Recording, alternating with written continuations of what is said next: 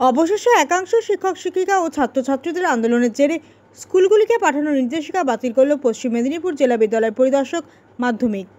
গত 22শে আগস্ট পশ্চিম মেদিনীপুর জেলার বিদ্যালয়গুলিকে নির্দেশ দিয়ে জেলা বিদ্যালয় পরিদর্শকের তরফে জানানো হয়, শিক্ষা দপ্তর নির্দেশিত কর্মসূচি ছাড়া স্কুল ক্যাম্পাসের বাইরে ছাত্রছাত্রীরা অন্য কোনো কর্মসূচিতে অংশ নিতে পারবে না।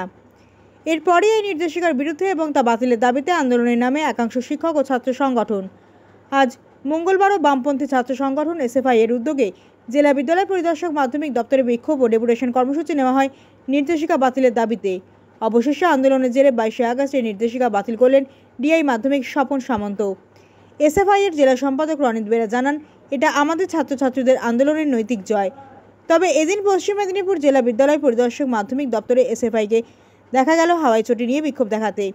প্রসঙ্গত আরজি করের ঘটনার পরই জেলা জুড়ে প্রতিবাদে সোচ্চার হয়েছিল বিভিন্ন বিদ্যালয়ের ছাত্রছাত্রীরা। তারপরই এই নির্দেশিকা জারি করে ডিআই মাধ্যমিক। ঘটনা ঘটেছে, তার বিরুদ্ধে সারা বাংলা ছাত্র সমাজ, স্কুল কলেজ বিশ্ববিদ্যালয়ের ছাত্রছাত্রীরা তারা পথে নেমেছে, প্রতিবাদ করছে, তারা জাস্টিস চাইছে। সেই জাস্টিসের কণ্ঠরোধ করার জন্য অগণতান্ত্রিকভাবে স্বাধীনতা হরণ করে, ছাত্রছাত্রীদের স্বাধীন চিন্তা হরণ করে, তাতে হস্তক্ষেপ করে পশ্চিম মেদিনীপুর জেলার ডিআই অফিস থেকে প্রথম গণতন্ত্রের কণ্ঠরোধ করা হলো। নোটিশ দিয়ে বলা হলো স্কুলের ছাত্রছাত্রীরা তারা কোনোভাবেই এডুকেশন পারপাস ছাড়া অন্য কোনো পারপাসে স্কুলের বাইরে কোথাও অংশগ্রহণ করতে পারবে না।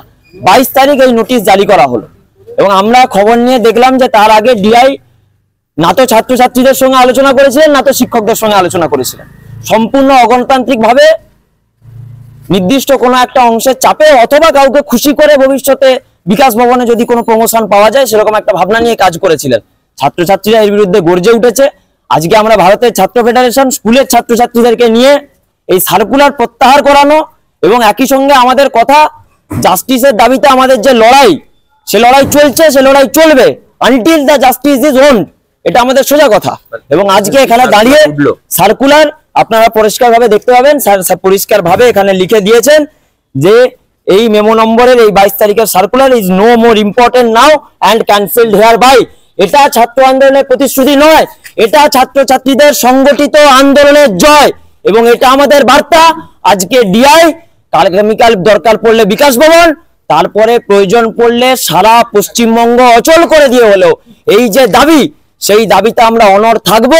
আমরা জাস্টিসের লড়াই লড়বো, এই লড়াই আমরা জিতবো, আমরা জাস্টিস ছিনিয়ে নিয়ে আসবো এবং আমরা আগামী দিনে একটা ধর্ষণ মুক্ত উন্নত সমাজ গড়ে তুলবো, যেখানে ছাত্রছাত্রীরা ক্যাম্পাসের ভেতরে বাইরে নিরাপদ থাকবে এবং আমরা একটা উন্নত পশ্চিমবঙ্গ গড়ে তুলতে পারবো।